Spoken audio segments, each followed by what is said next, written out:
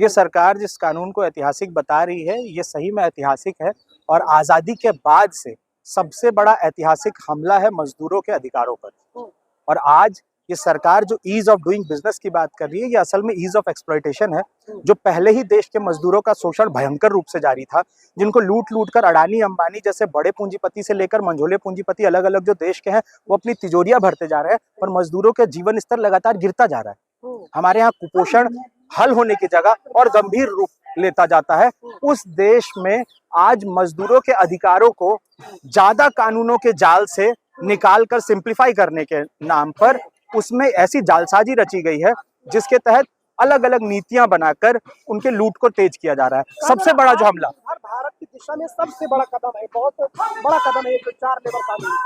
देखिए, बेसिकली ये जो आत्मनिर्भर का शोर है, ये जो बड़े बड़े पूंजीपति हैं केवल उनके लिए है। और सब ये एक पूरा ऐतिहासिक कदम है, क्योंकि अब कभी भी 300 तक के मजदूरों वाली जो फैक्ट्री है, वहां का मालिक निकाल सकता है लोगों को, उस पर कोई कार्रवाई नहीं होगी। सोशल सिक्योरिटी बढ़ेगी तो उसमें कहा जा कौन सी सोशल सिक्योरिटी?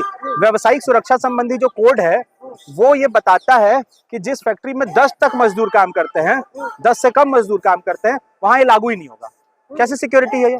आज हमारे पूरे देश में सबसे बड़ा हिस्सा 90% से ज्यादा हिस्सा असंगठित क्षेत्र के मजदूरों का है। तो मजदूरों की जो 90% से ज्यादा आबादी है, उसको तो इसका एक पैसा भी नहीं मिलने वाला है। दूसरा, देखिए, ये सारे जो कानून लफबाजी की गई है, उसमें जो सबसे बड़ा इनका जो हमला है, वो हड़ताल करने के अधिकार पर है।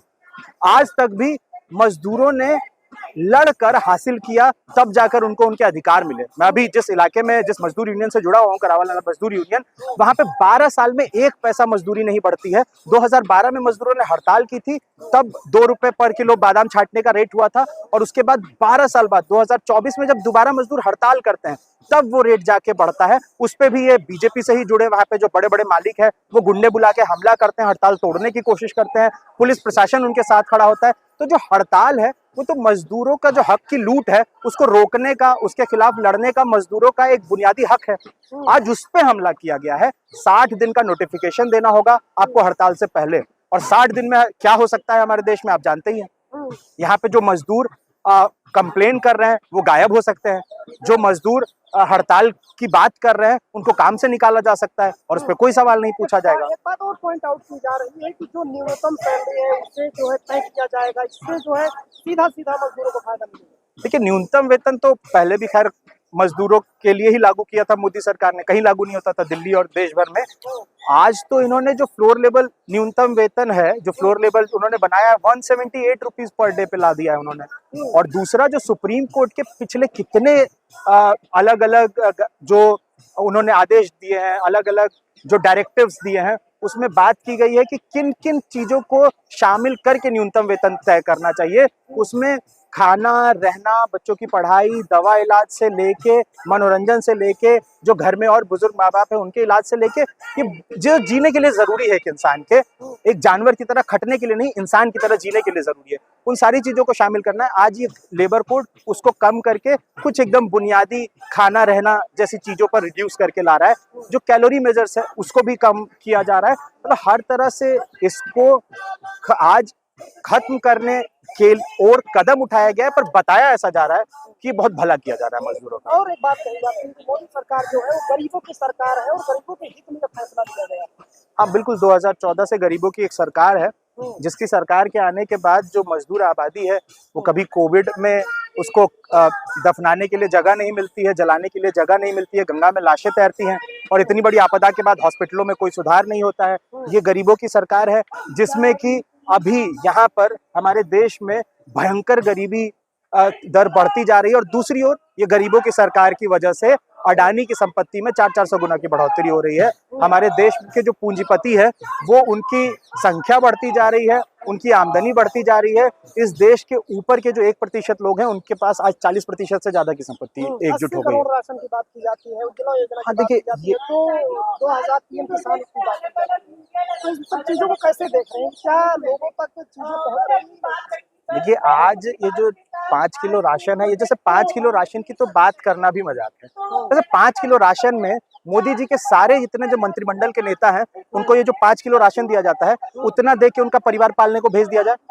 ये जो 5 किलो राशन की जो बात करते भी अगर हम हैं, तो पहले तो ये बात बहुत ही बेशर्म, आज हालत ये हो गई है कि 5 किलो राशन की का सगुफा उछाल दिया जाता है तो लोग उसमें ही लहालूट हो जाते हैं। तो आज इस चीज को तो खैर इस पे क्या ही बात की जाए, ये तो बेशर्मी है, लूट की इंतहा है। और ये जो गरीबों की सरकार, ये असल में पूंजीपतियों की सरकार है। और 2014 में इनको जो चंदा दिया था पूंजीपतियों ने, वो इसीलिए दिया था कि मोदी सरकार आए और इस पूरी लूट को तेज करे। और आज निर्णायक रूप से मजदूरों पर जो लूट के लिए इन्होंने 4 संहिताएं बनाई है, वो लागू कर दिया है और इस लूट को तेज करने की पूरी तैयारी कर रहे हैं। आप लोग कह रहे हैं, इतनी सारी आलोचना कर रहे हैं कि ये 2 लोगों की सरकार है, लेकिन फिर भी एक के बाद एक चुनाव भी जीत रहे हैं, जनता का जो है समर्थन मिल रहा है।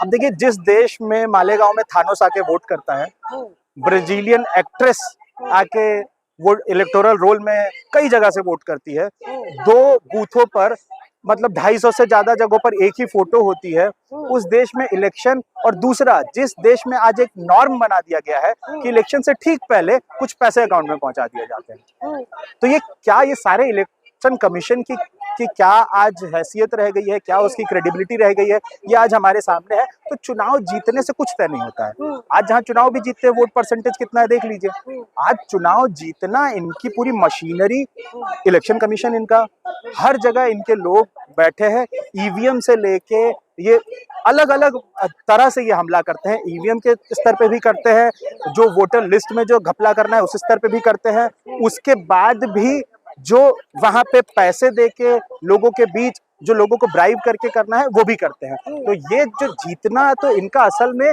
ये इस पूरे लूट को मचाने में और इस पूरे इलेक्शन का जो ये नंगा खेल आज बना दिया गया है, जिसमें इलेक्शन कमीशन जो निष्पक्ष चुनाव के लिए था, वो आज खुलेआम जो केंद्रीय चुनाव आयोग जो केचुआ बन गया है आज, उसके साथ मिलकर ये कोई मायने नहीं है इन जीतों का। कह रहे हैं, यही बातें राहुल गांधी कह रहे थे प्रेस कॉन्फ्रेंस करके, लेकिन देश की 272 हस्तियां आती हैं और कहती हैं कि राहुल गांधी लोकतंत्र को कमजोर कर रहे हैं और वो चुनाव आयोग जैसे संवैधानिक संस्था को बदनाम कर रहे हैं। देखिए, मैं तो खैर राहुल गांधी से मेरा कोई लेना देना है नहीं। मैं अभी थोड़ी देर के लिए इमेजिन करते हैं कि राहुल गांधी नाम के कोई शख्स थे ही नहीं और वो अभी नहीं है, थोड़ी देर के लिए वो गायब हो गए, तब भी ये जो फैक्ट्स है आप उनको झुटलाएंगे ना।